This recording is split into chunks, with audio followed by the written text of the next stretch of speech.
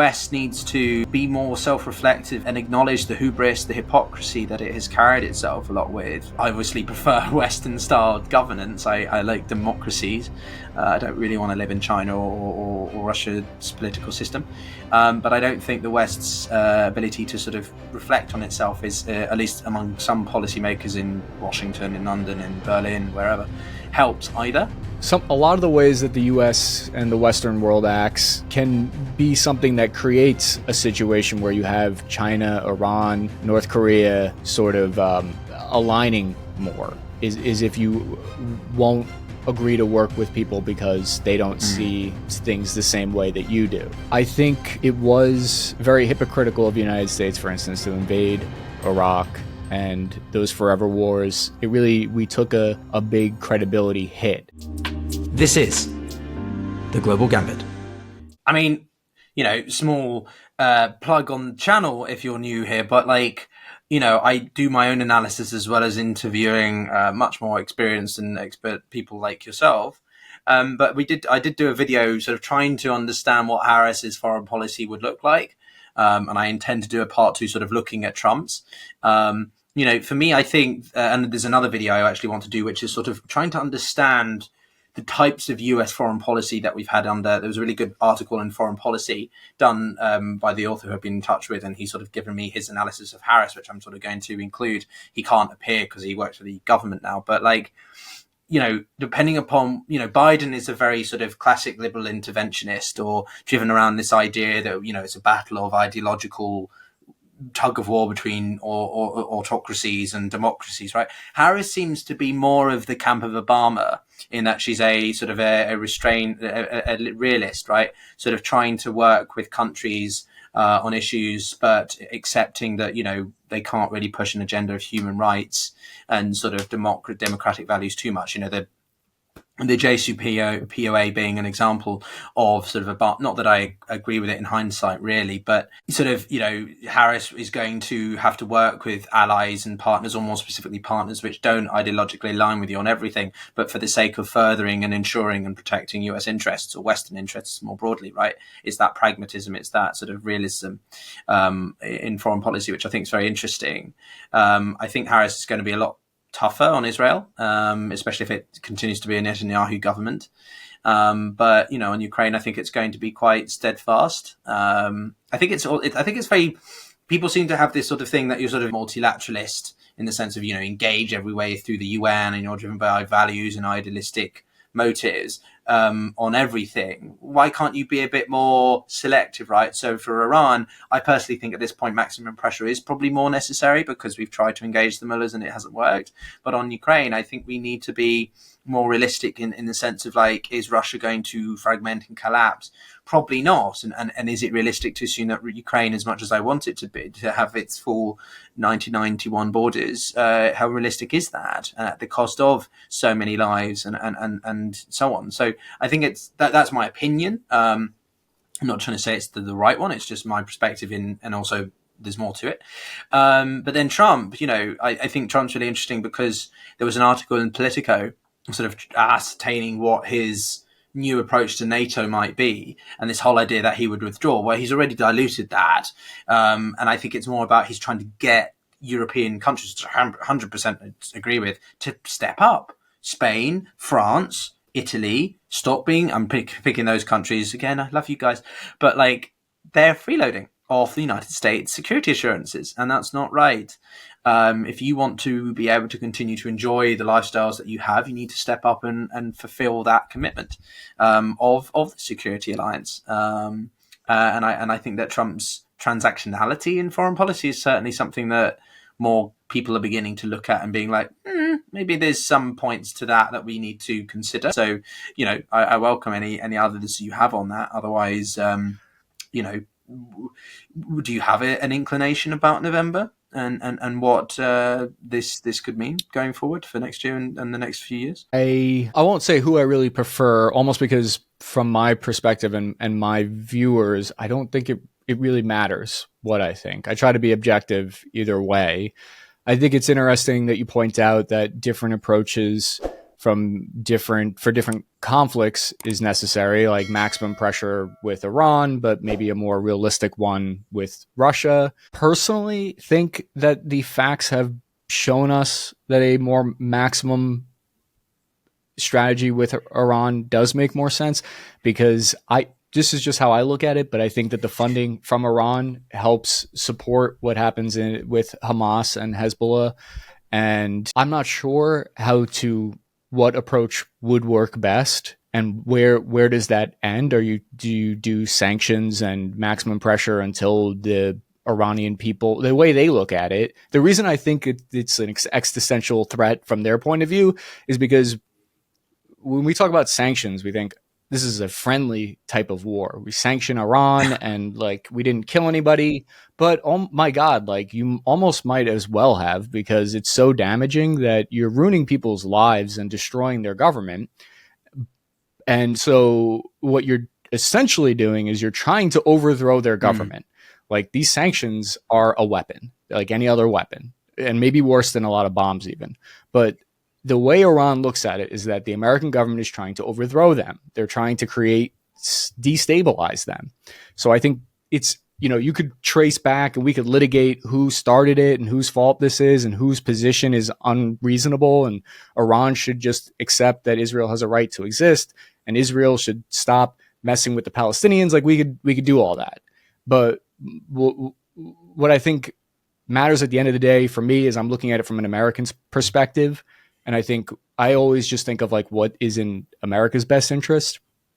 So I think from the US's interest, the best approach is maximum pressure. To the point of China. So it's interesting because I think you need different approaches for different areas in terms of with like China and Iran as well. So with Taiwan, you also need a different approach. And the burden sharing in NATO is, I think, like you said, Europe should pay more for their defense now, currently at this time. But I think Taiwan, I think it's a little unreasonable to go to Taiwan and be like, you're not paying your fair share of the defense burden, which is what Trump's doing, which I find surprising. But like you said, it's very transactional. It's not, you're not looking at it literally. You're just looking at, he's saying this thing because he's just trying to get more money, or he's just trying to create strategic ambiguity with China and make them think maybe we wouldn't defend Taiwan. So there's a lot of different levels you have to look at it from, which is why I get frustrated when you see a headline that's like Trump says he won't defend Taiwan, or like Harris, either whatever way that you paint them unfairly without considering what's really going on. But so, yeah, let me just brain dump here. But in Taiwan, Trump was like, we need you to pay more for the defense. You're not paying us anything. But meanwhile, during his term, he was the one that approved, I believe it was F-16s, to be sent to Taiwan. So like people who say he's not going to defend Taiwan, it's not borne out by just I don't pay in my personal relationships. I don't pay close attention to what people say to me as much as I pay attention to what they do to me. So I think you're better served by looking at what he actually does than what he says. Same with Harris. So the defense burden is a very fascinating topic to me. The defense burden of NATO in Europe. I think you got to look at it in a little bit more of a complex way than just like, yeah, they're freeloading and they need to pay more. Yes, that's a fact. But we also have to understand how that happened, why that happened. The U.S. government it's not like they don't get something in return for having all these countries on the hook to them. I mean, there's something to be said about having people be dependent on you, right? You kind of have control over them when their security relies on you. That's sick from America's perspective. Sweet. Like we can they'll do whatever we want. So be careful what you wish for. If all these countries suddenly don't need you as much anymore, don't be surprised when they're not doing whatever you want necessarily.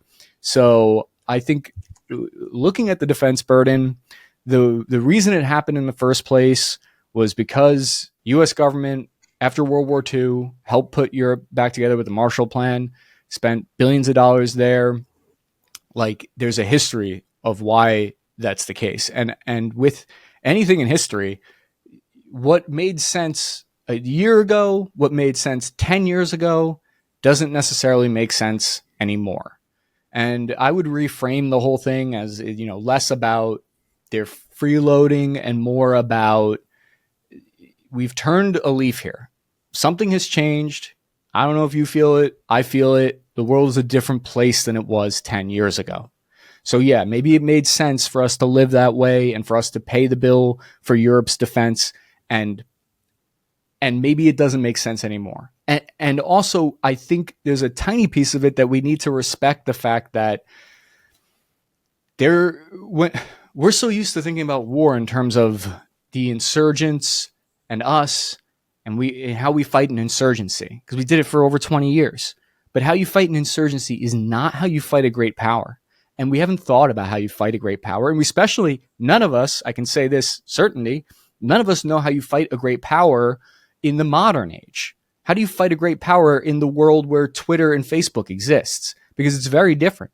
So you need to collaborate your defense, not just with tanks and bombers. You also need to collaborate your defense within the civilian sector. So you need to make sure that Germany has all of their, and Poland have all of their railroads functioning, billions of dollars worth of infrastructure that is not part of the defense bill, but it's billions of dollars worth of infrastructure that they maintain and they built, and that supports the war effort. Because when you're fighting an insurgency, you don't need to think about those civil parts because they don't freaking matter. Like you don't need the entire civil sector behind you. But if there's a war on the European theater, it's the Europeans that are going to have to pay in blood. And it's also the Europeans that are going to have their infrastructure that's going to be supporting it. And they've spent billions on that infrastructure.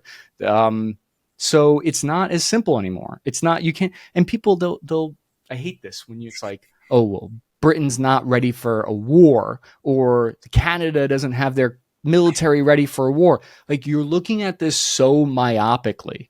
Is that a word, myopically? You're giving it a myopic look because you're just narrowly focused in on if Germany, if UK has enough tanks. But in a modern great power war, it's not going to matter if the UK has 1,000 tanks or if they have 200 tanks, because you're fighting as an alliance at this point. We've forgotten that somehow, that you're fighting as the United Kingdom will never fight a war against a great power without all of NATO behind them, or many other countries at the very least. So you can't look at any one country and say what they're doing, because they might be doing a very specific thing. So the UK, for instance, they're focused on nuclear weapons, the Navy and the Air Force, and Poland very focused on just the army and the ground troops.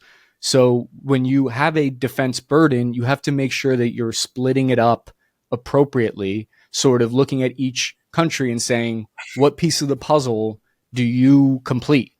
And maybe it's costs a little bit less, but maybe it's still important. So, and again, I will wrap this all up by saying, this is not to say that Europe, shouldn't spend more or something. Like, I think they have been freeloading to a certain degree, but I think you lose people in the conversation when you frame it like not giving the devil his due, so to speak. Well, everyone, there are brain dumps, and then there's that, which I think is one of the most coherent and awesome sort of delivery of. I'm very glad that I spontaneously reached out to you and we were doing this. I very much. I'll respond with this, which is it was Lord Lionel Ismay, NATO's first Secretary General, which was quoted as saying, the purpose of NATO was to keep the Soviet Union out, the Americans in, and the Germans down. So we can talk about the vested interests that the United States has in ensuring that they remain very present throughout Europe, and also that, Europeans do have some degree of dependency or reliance on the United States, because otherwise, well, that's why the DC, the White House, has been very vocally critical of Macron, President France's points about being more strategically autonomous. His visit to China in March, April of last year, highly provocative, But Macron, for whether or not you think he's a bastard or an X, Y, and Z, I respect him for his desire to want to give the Europeans a bit of a kick in the ass to take upon themselves more more ownership, because if you look at any graph of military spending, or where European nation states have put their spending in the past 30 years, right? Scholars call the peace dividend, right? Defense has been like this or like that. And social services, other areas have been on the increase, right? But there has been a negligent sort of dismissal, sort of rejection, whatever, sort of oversight of having to retain some degree, at least, of military upkeep. And it's highly problematic, because what February 24th, I think, proved to all of us was that the return of the might is right concept, right? That was very badly put. But the idea of might is right, that the use of hard power, the use of military force, by not just any power, a great power, is very much still here, very much alive again. And this sort of emphasis on non-state actors, on insurgencies, on counter insurgency, or as Rand Corporation uses it, on counter-terroristic operations, has been the emphasis. But the reality of nation states, be them big or small, particularly nuclear-powered ones, is still very much a possibility. And now I don't know if we're paying the price for it 100%, but a country on our borders is paying the price, and we're certainly suffering from it. So yeah, I think it's a very challenging era. As I've mentioned on this channel, I try to bring in not just purely military perspectives, but I've had staff from Eurasia Group, founded by Ian Bremmer. He's a very prominent political scientist, and I think greatly about the way that the West has changed its. We've gone from primacy of the United States in the 90s to sort of the fracturing particularly since the 2008 financial crisis. Deglobalization has grown, populism has grown, a rejection of sort of neoliberal and other principles that have dominated the political economy of the world. And I think that, the US is still the undisputed hyperpower, but China is there. President Xi has absolutely, completely redefined Chinese approaches to foreign policy, what's known in the West as wolf warrior diplomacy. And Russia has been completely, resurgent, or Putin's trying to make it resurgent. So there's so many different factors here. And then we've got middle powers. The more the great powers bicker at the top, the more that this embellishes and emboldens middle powers, like Saudi Arabia, like Turkey, like Iran, like whoever, to push for their own interests, because the overarching mutual stability is undermined, right? Case in point with North Korea. 5 years ago, Putin was saying things like, we cannot allow North Korea to proliferate more than it has already done. We commit to the UN resolutions, or I think it was 2017 the last time he said that. Oh boy, things have changed now. So I'm brain dumping a little bit, but there's so many factors here that we try to cover on the show, and you've done such an awesome job of sort of bringing in as well. I'm very worried about the future, to be honest with you. I do think we live in an age of disruption, a perpetual state of crises, in a way that we haven't in the past 30 years. And I'm not pretending to say that we have the answer of what the best way forward is, but when the South Koreans, the Japanese, are increasingly thinking about, should we get our own nuclear weapons for deterrence? Whoa, that's a change of tune, isn't it? So it's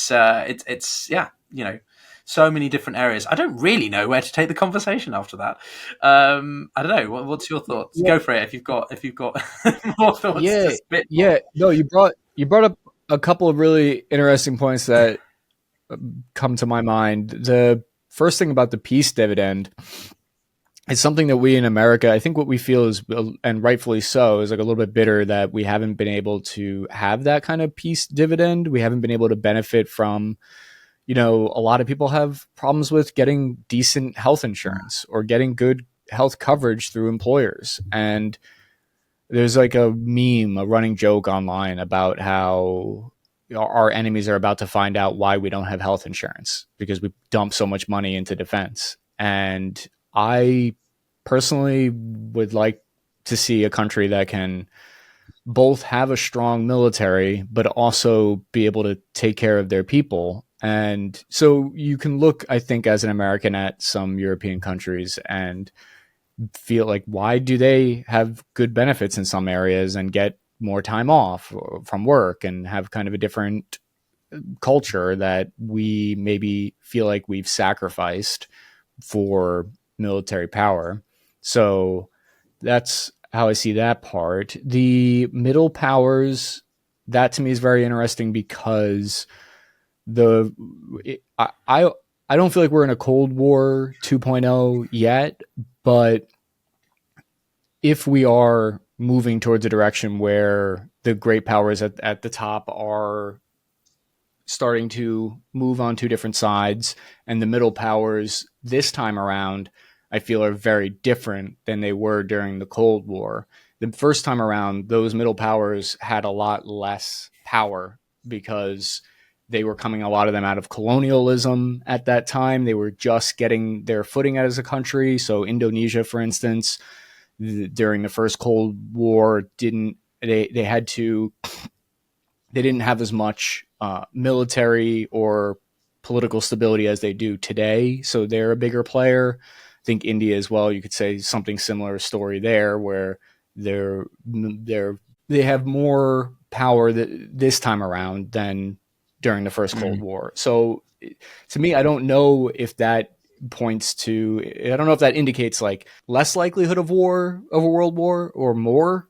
Personally, I would think that it indicates less likely because they have more of an ability to, because it seems like they're playing the neutral card very hard and making decisions that are specifically, whatever decision makes war between the great powers less likely.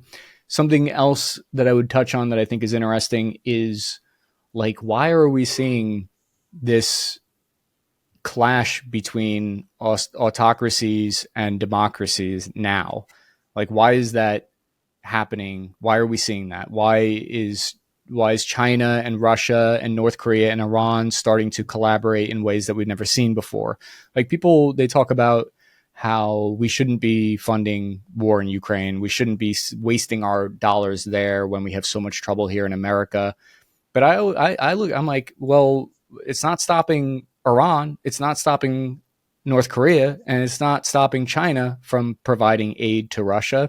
There's certainly, Iran's sending a ton of aid to Russia, and North Korea is sending a ton, and China is increasingly sending more material, not bombs, so to speak, but they're sending cotton, which is necessary for creating artillery. You need nitrocellulose to a type of gun cotton to create that. China's providing it, and they're all kind of coalescing. And in the past, we saw autocracies had a lot of trouble with getting along with one another and finding common ground. But suddenly, nothing brings people together like mutual hate, I feel. And they certainly have a mutual hate for the West. If I were to put myself in their perspective and give the most charitable argument for why that is, I think they feel like they have the short end of the stick. I think all of those countries feel like the world order was set up in a way that is detrimental to them and designed to keep them down and designed to keep them contained, and that America is leading that effort to kind of keep them from developing into prosperous countries. And like, so if that was how I felt, I too would be pissed at America and would try to do anything I could to destroy that world order. One of the first steps you would take would be probably to like invade Ukraine. And then if that went well, you'd probably invade Taiwan. And then what would you have at that point? The current world order would fall apart. Like, and maybe I'm just completely crazy right now, but I feel as though like empires fall apart under different circumstances. When you look at how, historically speaking, how like the main empires have fallen apart, like the Dutch Empire, the British Empire. How did they fall? How did their currency stop being the world currency? And a lot of times it's when they can no longer when their defense falls apart, when their ability to project power no longer exists. And then you see faith and belief in that empire falling apart. I do feel like America is a bit of like they play the imperial game like the other great powers, certainly. And I think that those autocracies want to reshape the world in a way that's more favorable to them, because the Americans, for instance, since the world currency is around the dollar, they can weaponize that and use that in ways that if I were them, I would feel like is unfair if I was China, for instance. So I'm just trying to like figure out like why are these countries coming together? How do we prevent them from coming together so much? It almost feels like we're just inevitably moving towards conflict, and I don't see a way back from it. But I don't know if any of that tracks with you, if you feel like that. No, that makes sense. you make me think of the book by Ray Dalio, Great Power Cycles, if that's the right word for it. But, he talks about how there is the rise and fall of great powers, right? It's dealing with the changing world order. And, a large proportion of what he says is true, but there's a few critiques that I've read and also come to mind. Like, he doesn't account enough for technological evolution. He doesn't account for, integration of some of the great powers. Like China and the United States are integrated in a way that sort of, the US isn't suddenly just going to disappear and not be, a relevant power. And obviously he simplifies the whole process a little bit, and the fact that we are seeing, we're at the stage where we're beginning to think about astropolitics, not just geopolitics. Who dominates what part of the moon and stuff like that. So, but it's a good synopsis of sort of the power cycle, the world system cycle of power between different poles. And, one of the first big names I interviewed, luckily, when I was starting this podcast was Francis Fukuyama. And, he obviously talks about the end of history and the emergence of a new Cold War or new world order and all this sort of stuff. And, I think he does sort of see Dmitry Alperovitch, who's another prominent sort of voice on these sorts of bigger schemes. He does think we're in a new Cold War. Francis, I'm not entirely sure his answer. This was like a couple of years ago now. I think he was mixed. I don't know if we're in a Cold War 2.0. I feel like we jump onto these buzzwords of, not you specifically, but like, people sort of jump like, oh, we're in a new Cold War because it sells good, right? It sounds good. But China is not the Soviet Union. It's a lot more economically effective. It's a lot more cohesive politically, and it's still got issues. Their real estate problems, the local electoral dysfunctionality and funding, and how they dealt with their COVID fallout a couple of years ago, the white paper revolution, I think it was called, illustrates that it's not all hunky-dory, but there's certain prominence there as a power than the Soviet Union. So to compare it directly to the Soviet Union, I think is not necessarily the best thing. I also, again, there's two main camps, I think, when they come to China. One, they want to reform the world. Simply, they benefit from the current structure, which they do, right? Obviously, they're 5 of their biggest trading partners out of the 10 are Western, Japan, US, South Korea, I think the Philippines and Australia or whatever, right? So they are benefiting from the current system as much as they want to change it. The other school of thought is that they do want to overhaul it, completely restructure it, and be the hegemon instead of the United States. So depending upon who you ask and what factors you're talking about, there's, competing narratives there. And I think generally, I don't know whether China wants a war over Taiwan. They are very opposed, I think, to the strategic partnerships that Russia signed, not so much with Vietnam, but definitely with North Korea, because I alluded to it earlier, but it's disruptive. If you look strategically and geographically at China's access to the maritime element, right, their only real uninhibited access to the sea is through North Korea. Other than that, you've got the first island chain, you've got the second island chain, you've got multiple countries that are both allies and partners of the United States. Not saying that it's all easy for the US. You know, the ability to fight a war in the Southeast Asian area is definitely going to be a logistical challenge for the United States, just given proximity. But you know, China is being hemmed in.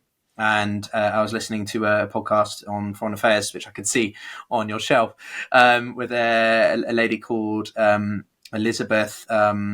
I've forgotten her name. But she, Elizabeth Economy, and she was talking about there are definitely ways that we're trying to contain China. It's different to the Soviet Union, but the US is definitely trying to contain China in certain ways. And I think the reason why I'm focusing on China is because I think that the strategical competition between these two powers is the underpinning de facto of the kind of international system we're entering, we're experiencing, and sort of, you know, you've got poles that are more US aligned, China aligned. I'm not going to say it's sort of communism and capitalism, because China's not, again, pretty benefiting the capitalistic system.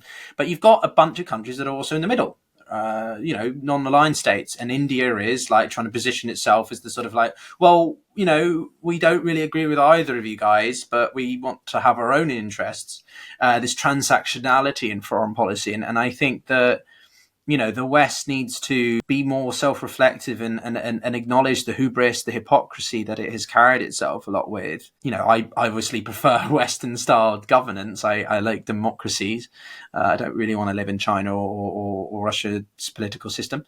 But I don't think the West's ability to sort of reflect on itself is, at least among some policymakers in Washington, in London, in Berlin, wherever, helps either. I do wonder how much a values-based system is. When I mean value-based system, I mean sort of, you know, we approach with this idea that every country, if they want to do business with us, has to be done on, you know, well, you've got to do human rights, you've got to democratize, you've got all these things, right? Hasn't really benefited us. And I'm not saying that I don't support those things, right? I hate to see what's happening in Afghanistan, but ultimately, is it better to never engage with them because they're not willing to engage on your terms at all and your values, or to accept the reality that you might have to be a little bit more pragmatic and transactional and work incrementally to get the stakeholders in question to, you know, become more open to some of your suggestions, right? So I'll land with this point and welcome many of your thoughts, but which is, you know, Taliban, Afghanistan, right? Quintessential. I think a lot of people see it as a final nail in the coffin in the end of liberal interventionism and sort of, you know, forever wars and all that sort of period of the last 20 years. But, you know, the Taliban are increasingly being seen as, well, there are no alternatives. We are not going to do we're not going to do regime change anymore in Afghanistan. But is there a way that we can get the Taliban to water down some of their strongest interpretations of the Quran, of their treatment of women in society, and sort of incrementally, very gradually, very slowly, sort of not legitimize them, but engage with them, and say, well, look, you know, we accept that this is how you see it, but do you not think that it might be beneficial if you give women the opportunity to work in the labor force? If they, you know, look at the economy, it's struggling. Maybe you should get some more women in as doctors, as law, as judicial, you know, makers and stuff like that. You know what I mean? So try to work with them on their terms, but at the same time, try to encourage them to consider some of the things that we in the West think are more important or valuable. I don't know if what I'm saying makes sense, but it's I'm not saying I have the answers. It's just, you know, this is all obviously generational as well and stuff. Yeah. So yeah, another big brain dump. How about that? Yeah, I feel like you totally hit the nail on the head there with that last point of just, I think what you're articulating is that all of these, a lot of the ways that the US and the Western world acts can be something that creates a situation where you have China, Iran, North Korea sort of aligning more, is if you won't agree to work with people because they don't see things the same way that you do. I think it was very hypocritical of the United States, for instance, to invade Iraq and those forever wars. We took a big credibility hit. I don't know how much that then makes people like Putin feel more empowered to do something like invade Ukraine, because you kind of be like, well, look what you did in Iraq. Yeah, it might be difficult for the United States to find a way to, because our whole thing is that we have the moral high ground in a lot of cases. So where there's like, we have some laws that restrict, for instance, how we can act when there's a coup. Like there's all these coups happening in Africa, and they're all sort of flipping in Africa from Western led to now trying to work with Russia for security. And part of that reason is because the US government, as soon as there's a coup, they can no longer provide defense aid. So we have these restrictions in terms of when it comes to things like humanitarian conditions. The last thing I'll say is I feel as though in the early 2000s, when like all these countries that were at one point a part of the Soviet Union, when they all started becoming a part of the American-led democracies, and they started benefiting greatly, like South Korea, and then all those countries in Europe, like Poland and Latvia, the Baltic states, Estonia, they benefited greatly from being a part of the West, so to speak, and being democracies. And then I think the West kind of got a little overconfident and thought, well, why wouldn't this work in the Middle East too? It worked it worked so well elsewhere, and it was a disaster. I think the facts have shown that, and it feels like we haven't really been coherent since then. But yeah, that's kind of how I feel about that. No, 100%.